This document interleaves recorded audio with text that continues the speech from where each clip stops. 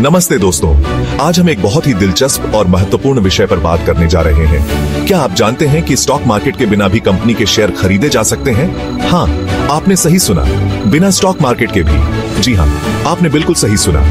ये तरीका न केवल आसान है, बल्कि इसमें कई फायदे भी हैं। और तो और, इससे आपको बड़ा फायदा भी हो सकता है। आप ब्रोकर की फीस बचा सकते हैं और सीधे कंपनी से डील कर सकते हैं। सोचिए, ब्रोकर को कमीशन देने की जरूरत नहीं, एक्सचेंज की झंझट भी नहीं। लेकिन कैसे?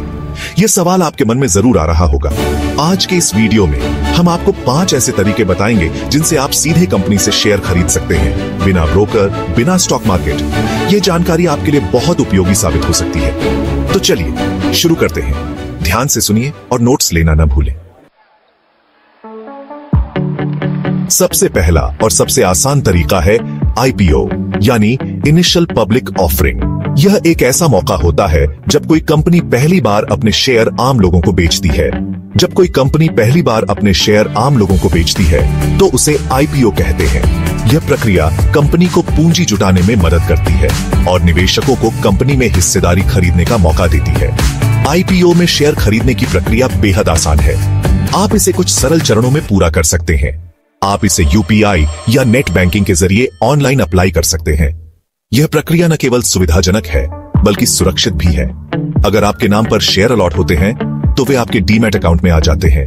डीमैट अकाउंट में शेयर आ जाने के बाद आप उन्हें कभी भी बेच सकते हैं या होल्ड कर सकते हैं।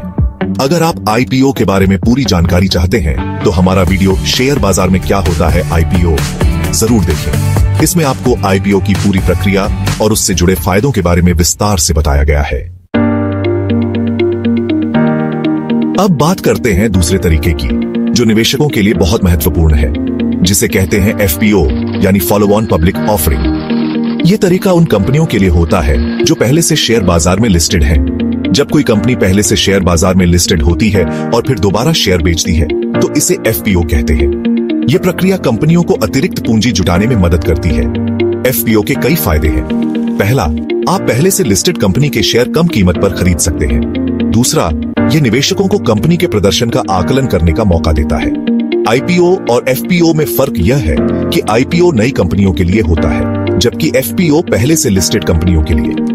आईपीओ में निवेशक नई कंपनी में निवेश करते हैं, जबकि एफपीओ में वे पहले से स्थापित कंपनी में निवेश करते हैं। दोनों ही तरीके आपको सीधे कंपनी से शेयर खरीदने का मौका देते हैं, लेकिन एफपीओ में निवेशक को कंपनी के पिछले प्रदर्शन का लाभ मिलता है। इसलिए अगर आप एक सुरक्षित और समझदारी भरा निवेश करना चाहते हैं तो एफपीओ एक अच्छा विकल्प हो सकता है। दोनों ही तरीके आपको सीधे कंपनी से शेयर खरीदने का मौका देते हैं, जिससे आप कंपनी के विकास का हिस्सा बन सकते हैं।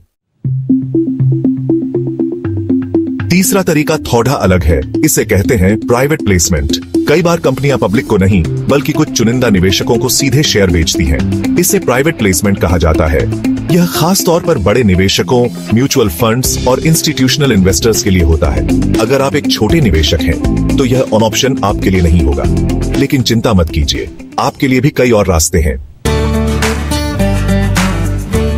चौथा तरीका बेहद दिलचस्प है, खास तौर पर नौकरी पेशा लोगों के लिए। कई कंपनियां अपने कर्मचारियों को बोनस के रूप में कंपनी के शेयर देती हैं। इसे ईएसओपी कहते हैं, यानी एम्प्लॉई स्टॉक ओनरशिप प्लान। अगर आप किसी कंपनी में काम कर रहे हैं तो चेक करें कि क्या वह ईएसओपी ऑफर करती है। यह आपके लिए एक बेहतरीन निवेश का मौका हो सकता है।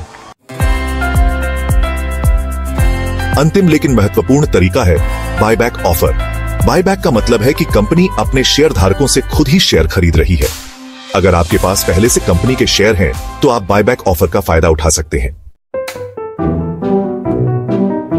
तो दोस्तों, अब आपको समझ आ गया होगा कि हम सीधे कंपनी से शेयर कैसे खरीद सकते हैं। अगर आपको यह वीडियो पसंद आया तो लाइक करें और शेयर मार्केट के बारे में सीखने के लिए ग्रोथ की दुनिया को सब्सक्राइब करें। अगले वीडियो में हम बात करेंगे शेयर मार्केट कब और कैसे खुलता और बंद होता है। तो जुड़े रहिए ग्रोथ की दुनिया, जहां आसान बनती निवेश की दुनिया।